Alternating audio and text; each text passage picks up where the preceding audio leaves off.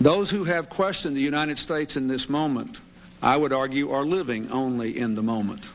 They have neither remembered the past nor imagined the future. So first, let's just take a step back and consider why meeting the threat posed by Saddam Hussein is important to our security in the new era we are entering. This is a time of tremendous promise for America. The superpower confrontation is ended. On every continent, democracy is securing for more and more people the basic freedoms we Americans have come to take for granted. Bit by bit, the information age is chipping away at the barriers, economic, political, and social, that once kept people locked in and freedom and prosperity locked out.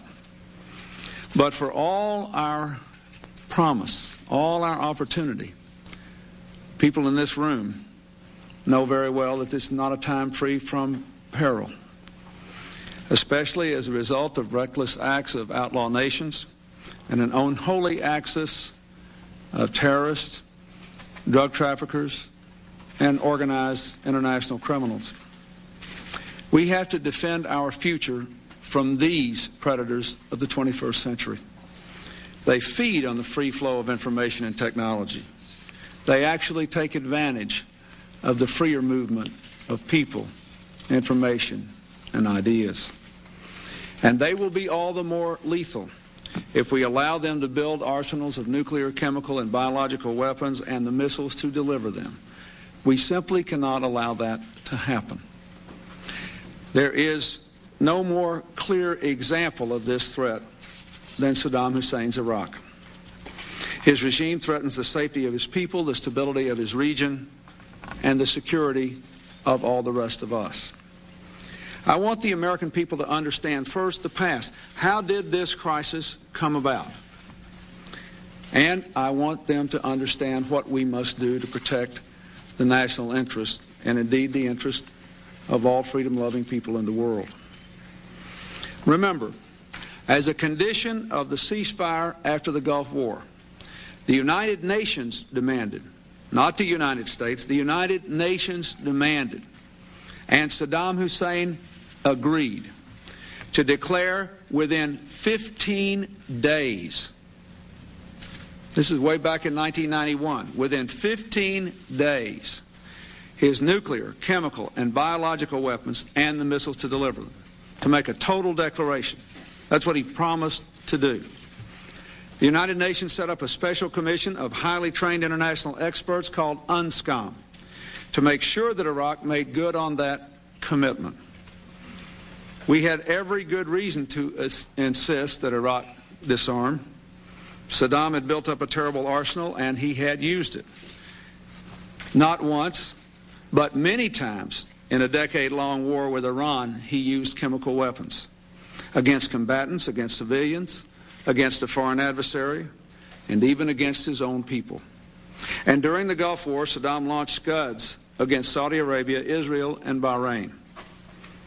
Now, instead of playing by the very rules he agreed to at the end of the Gulf War, Saddam has spent the better part of the past decade trying to cheat on this solemn commitment. Consider just some of the facts. Iraq repeatedly made false declarations about the weapons that it had left in its possession after the Gulf War. When UNSCOM would then uncover evidence that gave lie to those declarations, Iraq would simply amend the reports.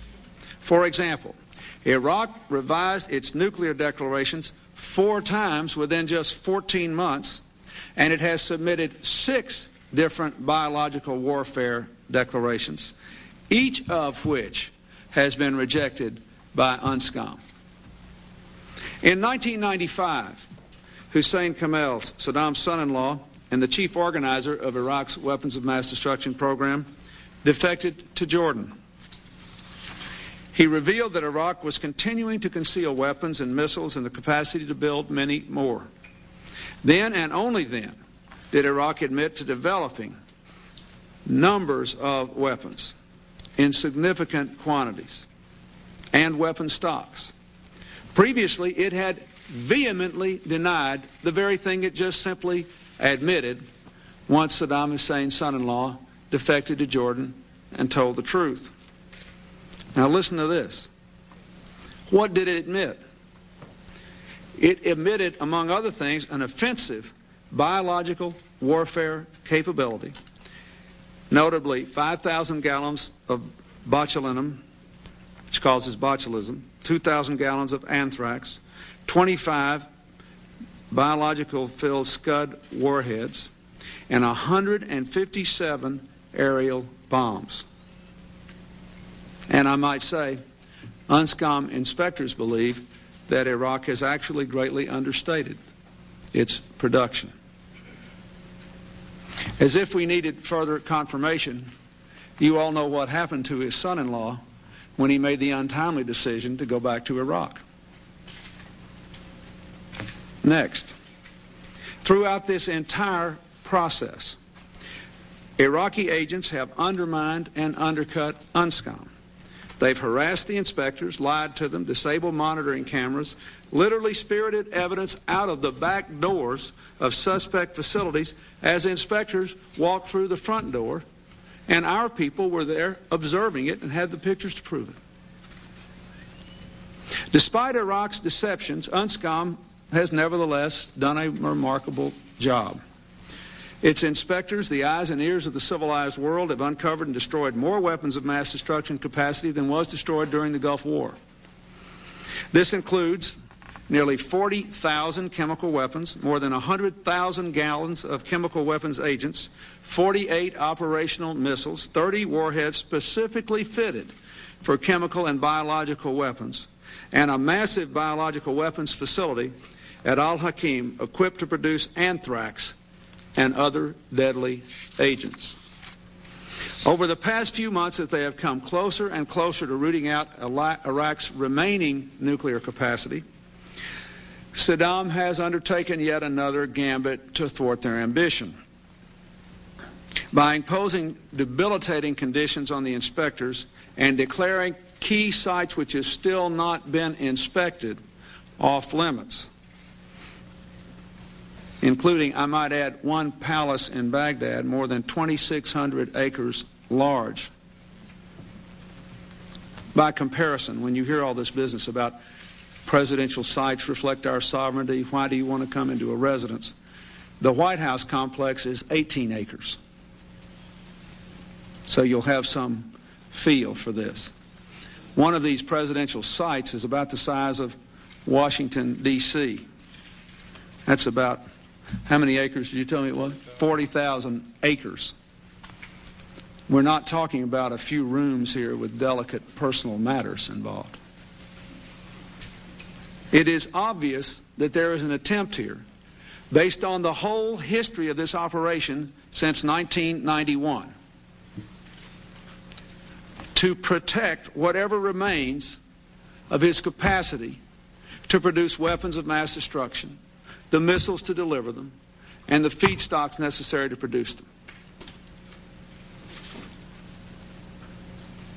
The UNSCOM inspectors believe that Iraq still has stockpiles of chemical and biological munitions, a small force of Scud-type missiles, and the capacity to restart quickly its production program and build many, many more weapons.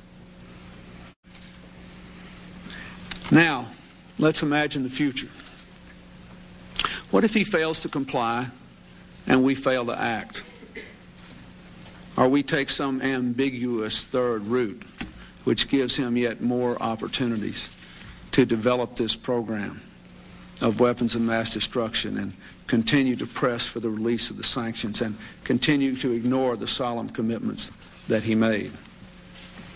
Well, he will conclude that the international community has lost its will. He will then conclude that he can go right on and do more to rebuild an arsenal of devastating destruction. And someday, some way, I guarantee you, he'll use the arsenal.